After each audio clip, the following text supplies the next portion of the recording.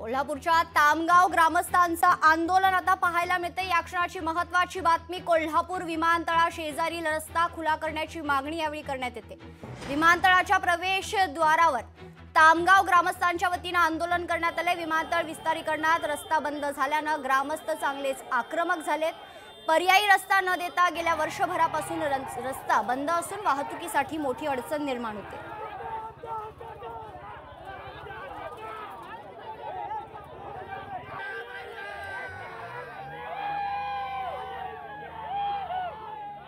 नेरली तामगावच्या सर्व विद्यार्थ्यांना, शालेय विद्यार्थी व जे कामगार वर्ग आहे त्यांना जास्तीत जास्त त्रास होत आहे। जास्तीत जास्त विद्यार्थ्यांना या मार्गावरून ये-जा करण्यासाठी हा रस्ता होता, हा डायरेक्ट आम्हाला न सांगता एका रात्रीत बंद केलाय। तो आम्हाला तिने उघडून द्यावा, पर्यायी मार्ग झाल्यानंतरच आम्ही तो रस्ता बंद करावा, एवढी आमची अपेक्षा आहे। मागणी एवढीच आहे की जो रस्ता प्रशासनाने बंद केलाय तो रस्ता चालू करा, नाहीतर पर्याय रस्ता द्या। जर पर्याय रस्ता दिला नाही तर ही लावलेली भिंत आम्ही तोडून टाकणार। गेले 1 महिना शहरात येताना 6 किलोमीटर फिरून शहरात यायला लागते। जे विमानतळ ज्यावेळेला जागा ॲक्विजिशन केली त्यावेळेला विमानतळापासून तामगावमधून कोल्हापूरला येण्यासाठी हा मुख्य रस्ता आहे, तो विमानतळाच्या जागेच्या हद्दीमध्ये येतो। ज्या वेळेला विमानतळाची उभारणी केली त्यावेळेला सांगितलं गेलं होतं की तामगावसाठी हा रस्ता वेगळा केला पाहिजे। त्याने आश्वासन दिलं, त्याप्रमाणे गोकुळ शिरगावच्या साईडनं रस्त्याची आखणी केली, रस्त्याचं प्लॅनिंग केलं, निधी मंजूर झाला आणि तो निधी मंजूर झालेला रस्ता करण्या अगोदर त्यांनी तामगावातून येणारा रस्ता बंद केला। लोकांची सामान्य अडचण आहे, आज लोकांनी आपल्या ज्या हक्काच्या रस्त्यासाठी आंदोलन करायचं, आज लोकांनी आंदोलन हातात घेतलेलं आहे। याच्यामध्ये कुणी नेता नाही, तेव्हा काय प्रक्षोभ होईल याच्यातून शासनाने गंभीर इशारा घेणं गरजेचं आहे। दरम्यान कोल्हापूर विमानतळ शेजारून रस्ता जाणार असल्याची माहिती असून वाहतुकीसाठी रस्ता खुला करावा अशी ग्रामस्थांची मागणी आहे।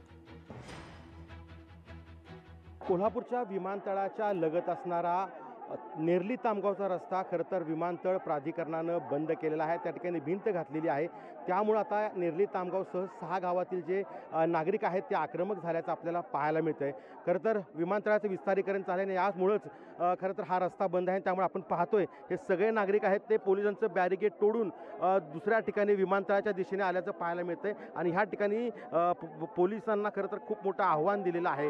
हा रस्ता बंद केल्यामुळं 6 ते 7 किलोमीटर नागरिकांना या ठिकाणी फिरून यावं लागते, त्यामुळं खरं तर ह्या सध्या तणावाची परिस्थिती या ठिकाणी झालेली आहे। विमानतळाच्या सगळ्या या परिसरामध्ये खरं तर आता यांनी ठिय्या मांडलेला आहे आणि विमानतळाची सुरक्षा हे खरं तर मोडून काढतील अशी एक शक्यता निर्माण झालेली आहे। त्यामुळे या सगळ्या परिसरात तणाव निर्माण झालेला आहे। आता थांबायचं नाही, वर्ष प्रलंबित काम आहे तरी बी अजून थांबा म्हणतायत, असं आशयाचे बोर्ड घेऊन हे सगळे नेरली तामगावसह पंचक्रोशीतली ग्रामस्थ या ठिकाणी आक्रमक झाल्याचं पाहायला मिळतंय। दुसरीकडे इकडे कोल्हापूरचं विमानतळ आहे आणि ह्या विमानतळाच्या गेटच्या बरोबर समोर एंट्री पॉईंटलाच खरं तर हे सगळे नागरिक आल्यामुळं तणावाचं वातावरण जे आहे ते निर्माण झाल्याचं आपल्याला दिसून आलेलं आहे।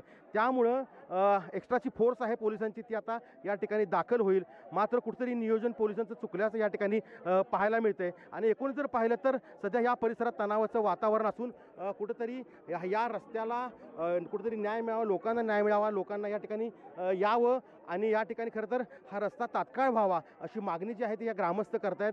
महिला या मोर्चामध्ये सहभागी झालेल्या आहेत, युवक आहेत, शालेय विद्यार्थी आहेत आणि संपूर्ण परिसरातील राजकीय व्यक्ती देखील या ठिकाणी सहभागी झाल्याचं आपल्याला पाहायला मिळतंय। सतीश जाऊनकर, लोकशाही मराठी, कोल्हापूर।